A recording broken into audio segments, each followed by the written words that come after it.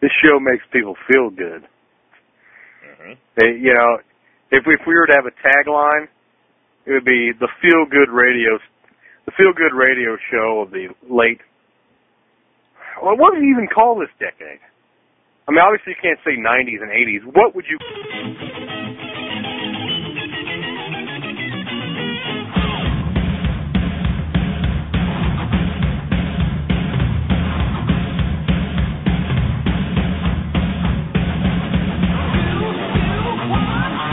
Ow! Hey, fellow crappers, it's your old buddy, your old pal, R.D. Reynolds here once again with Wrestle Crap Radio. And as always, on the other end of the tin can and string is the TNA stomper to my Wildcat Willie, Mr. Blade Braxton. Ow! You're much more entertaining, the folks on the forum are telling me, as a bill-dodging, drunken hobo. Hobo? What the? A hobo! Riding the rails! Do you still have that hobo beard? I love rolling into your nice, suburban, peaceful subdivision with my hobo beard and my bandana. Mm-hmm. Scared the neighbors. Actually, it wouldn't have been so bad if you didn't have that stick with all your personal belongings hanging off the back, wrapped in the bandana. What in the hell was that? Boy, you're on top of your game.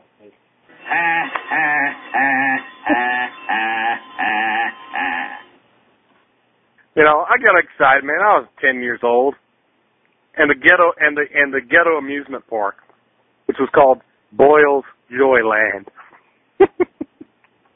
And because they said, appearing Sunday, He-Man, Skeletor, and Man-at-Arms. I get there, and there's He-Man, who's just some 17-year-old stoner kid wearing a plastic Conan vest. Skeletor was there. He was wearing a black tank top, black jeans, and a skeleton mask with like some kind of cape. I like the fact that he was wearing black jeans. That'd been a good look for Skeletor. I'm thinking. It was. Man-at-Arms was there, too. He was wearing an Aquaman mask with, face paint and some kind of green outfit and wristbands. Very, very disappointing. God above is my witness. I'm going to reply to each and every one of you that wanted to hear this story. I'm just going to send you a virus. Skeletor was chasing me, by the way, chasing me around the merry-go-round. Mm-hmm. That was right up there with my Johnny from the Karate Kid story last week. Sweep the leg, Johnny. Yeah. If you haven't gone to that website, go to sweeptheleg.com. Great video, which reunites the original Cobra Kai and Johnny. They really need to make a comeback. We need to hire Johnny and the rest of his boys to work that carnival we were talking about. Yeah. Oh, boy, that would be hot. If we had Johnny and their sensei. Against Mike Jones with his hands tied behind his back. And they could just, it wouldn't be sweeping the legs. Be sweeping the nuts. Then sweep the nuts. I think you're right. Hello, everyone. This is your Action News reporter with all the news that is news across the nation on the scene at the supermarket. There seems... No. Not on the scene at the supermarket.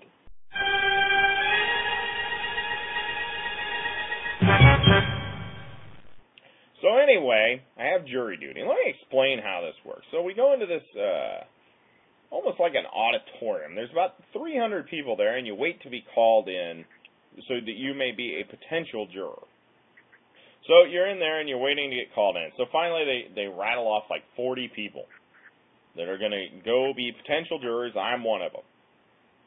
So they bring you in, and what they do is they line up like 12 of you, and then both the defense attorneys and then the state who has filed this criminal action against the, that has these allegations against the defendant.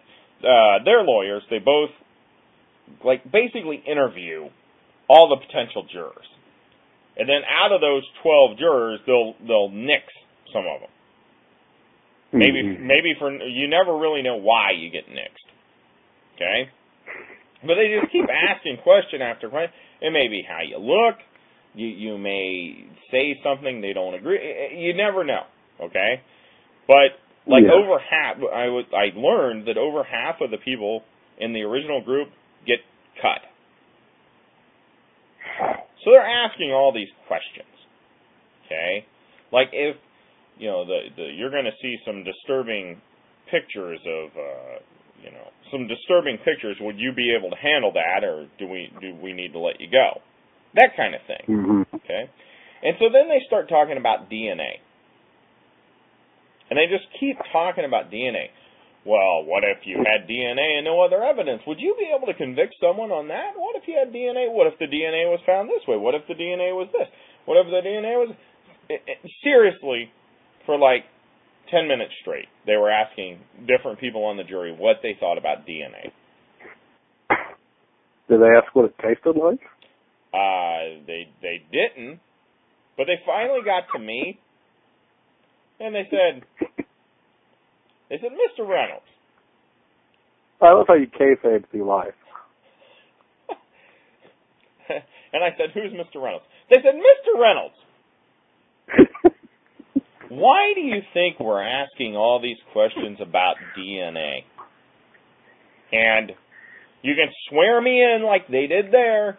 I'm holding up my right hand with God above as my witness. I said, well, I'm going to go out on a limb and say either DNA evidence is going to play a major factor in this trial, or you're planning to build a dinosaur theme park. And I was so happy because it was so tense, and even the judge laughed.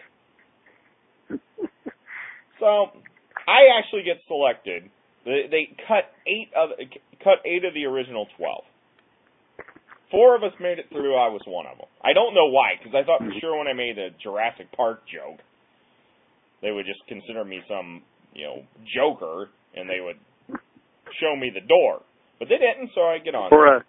Eventually, 2 hours later, they've gotten all the 12 jurors and 2 alternates, how it works. So, we're back there. But people just kept complaining all the time. So we got a recess for lunch, okay? And so you got recess. You got to play on. No, there was not, in fact, a slide or a jungle gym at the courthouse. I can suddenly just see you running out of the doors, whee, arms wailing away. Flailing, yeah, throwing water balloons at the bus, perhaps, squirt guns, like it's the last day of school. Anyway, so I'm there, and I was finishing up my lunch, and I saw the judge was coming in to get his lunch, so he was running a little behind. So I go back to the juror's room, and I mention this to someone, and this woman, just this, crabby woman that had so many better things to do with her life than do her civic duty, okay? She was like, well, I hope you told that judge to hurry up. And I'm like, no, I did not tell the judge, why don't you hurry your ass up, judgy? Gulp down that sandwich. I got better things to do. That's how people were. That's how people were. And it was interesting, too, because, you're in the juror's room, and they're all talking about, well, I saw this on Law and Order. That's how the judicial system works. And they look at me. I've never seen. Exactly. So they look at me, well, which of these shows do you watch? And I'm like, the only, trial that I know from the entertainment world, seriously, was the City of New York versus Kris Kringle.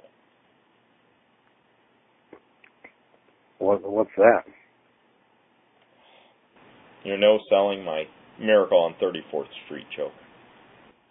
Never seen the movie. Oh. I bet 2 out of our 12 listeners found great amusement in that. Just because you didn't, some shut-in cripple living in a Unabomber-style shack.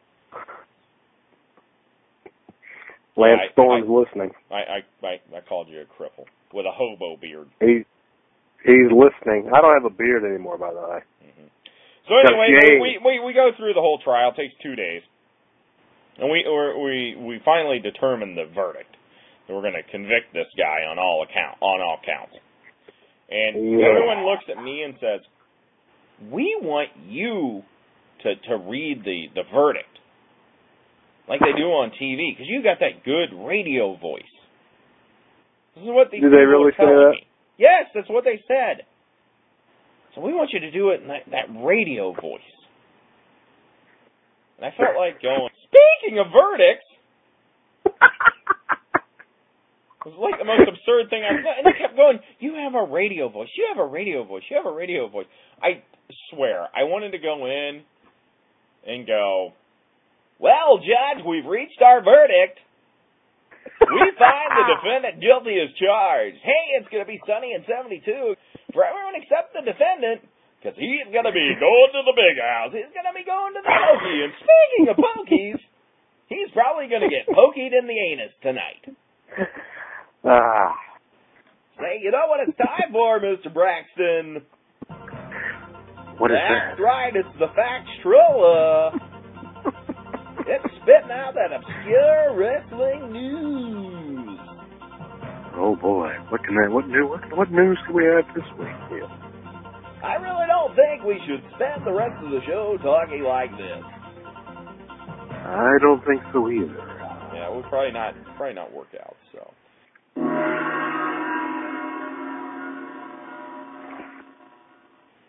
This is the end for you. You'll be a horrible example for anyone who opposes me. I think you should have just said you'll be a horrible example.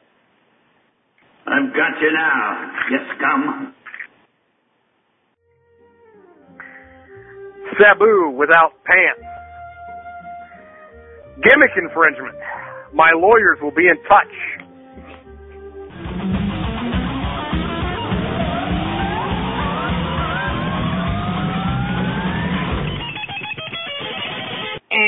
Wrong.